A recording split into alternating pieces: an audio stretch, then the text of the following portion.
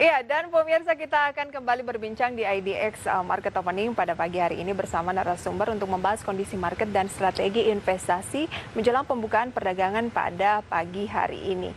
Dan pemirsa langsung saja saya akan berbincang bersama dengan Ibu Rizka. Selamat pagi Ibu Rizka. Selamat pagi Mbak Prisa. Iya, Ibu Rizka Apriani ini selaku pengamat pasar modal. Ibu Rizka mencermati kondisi dari penutupan Wall Street, kemudian pembukaan dari bursa Asia. Asia ini menguat, kemudian Wall Street ditutup positif karena ada negosiasi lagi yang dilakukan oleh Presiden Trump di Amerika Serikat terkait dengan stimulus khususnya untuk sektor penerbangan. Dan sektor penerbangan di sana merespon hal tersebut, ditutup rata-rata mengalami penguatan cukup signifikan. Peluang untuk indeks harga saham gabungan kemarin kan sudah berhasil menguat meskipun tipis sekali begitu ya, tetapi paling tidak mampu membalikan arah. Bagaimana peluangnya untuk hari ini? Iya, jadi untuk indeks perdagangan hari ini, saya melihat hari ini berpotensi untuk melanjutkan penguatan.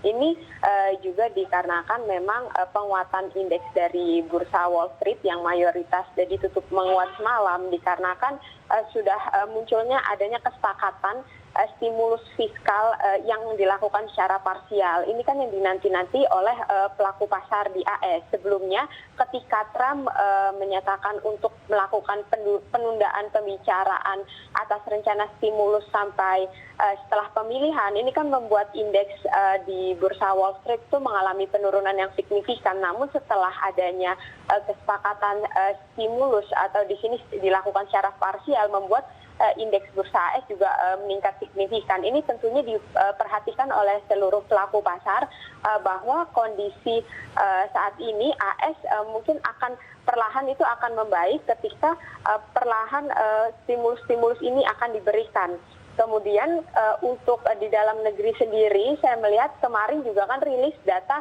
dari cadangan devisa. Cadangan devisa kita bulan September yang tercatat sebesar 135,2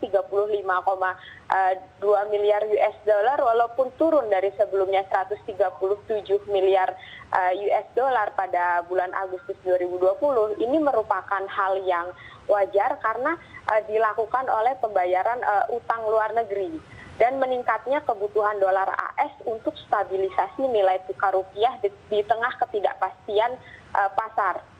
Namun yang perlu kita cermatin dari rilisnya data cadangan devisa kemarin, cadangan devisa saat ini itu masih mampu untuk mendukung ketahanan sektor eksternal serta menjaga stabilitas makroekonomi dan sistem keuangan. Jadi secara keseluruhan cadangan devisa ini masih cukup untuk memenuhi kebutuhan pembiayaan kurang lebih 9,5 bulan impor dan 9,1 bulan impor dan pembayaran utang luar negeri pemerintah.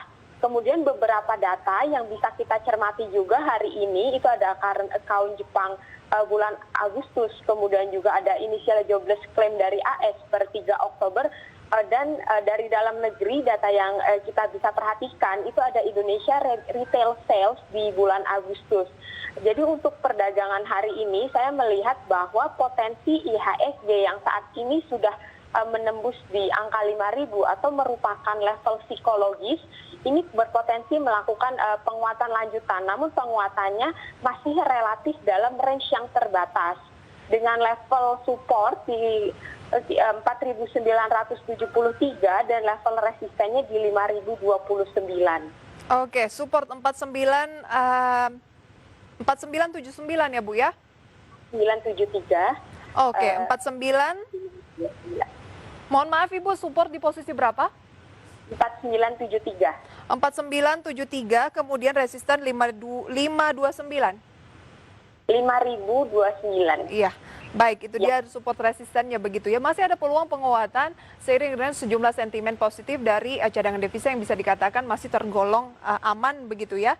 Kemudian juga sentimen lain. Nah, bagaimana dengan polemik Undang-Undang Cipta Kerja yang memang tampaknya masih terus bergulir? Apakah juga market masih merespon positif atau seperti apa? Karena kan bisa dibilang ini dapat mendorong investor untuk masuk ke Indonesia dan juga tampaknya cukup menguntungkan juga untuk para pengusaha. Iya, jadi untuk UU Cipta Kerja sendiri sebenarnya ini kan juga menimbulkan pro kontra antara ini baik untuk jangka panjang, namun juga kita bisa lihat banyak yang melakukan demonstrasi atau tidak setuju dengan UU Ciptaker ini karena menurut Serikat Pekerja yang menentang keras UU Omnibus Law Cipta Kerja ini dinilai menggerus kesejahteraan buruh. Tapi yang perlu kita perhatikan untuk UU Cipta Kerja sendiri sebenarnya ini sangat baik dalam jangka panjang karena di dalam jangka panjang ini akan muncul penciptaan lapangan kerja yang berkualitas, kemudian juga akan adanya peningkatan investasi. Ini diperkirakan itu mencapai 6,6% sampai dengan 7% dibandingkan dengan jika tidak menggunakan UU Cipta Kerja. Selain itu juga ini mampu meningkatkan income dan daya beli dan mendorong peningkatan konsumsi.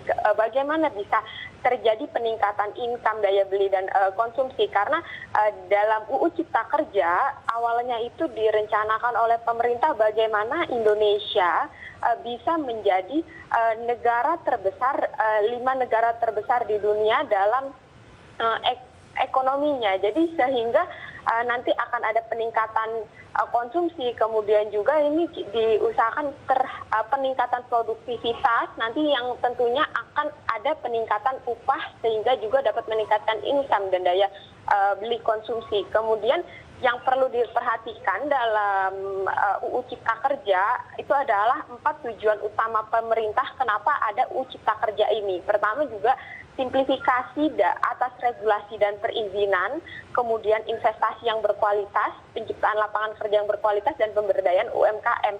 Kalau kita lihat secara garis besarnya, ini merupakan suatu hal yang baik untuk investasi kita karena akan mendorong dari investor asing untuk masuk juga ke dalam negeri. Dengan kita saat ini, posisi kita ini sekarang untuk kemudahan berusaha Indonesia masih berada di bawah beberapa negara ASEAN. Untuk saat ini peringkat kemudahan berusaha kita itu ada di level 73, di mana untuk kita terdapat 8.451 peraturan pusat dari 15.965 peraturan daerah. Ini bagaimana supaya bisa disimplifikasi. Oke. Jadi mungkin Berarti Ibu Rizka seharusnya ini masih direspon positif oleh market ya terkait dengan ya bisa dibilang meskipun masih menjadi polemik Undang-Undang Cipta Kerja ini harusnya menjadi sentimen positif untuk pasar modal Indonesia.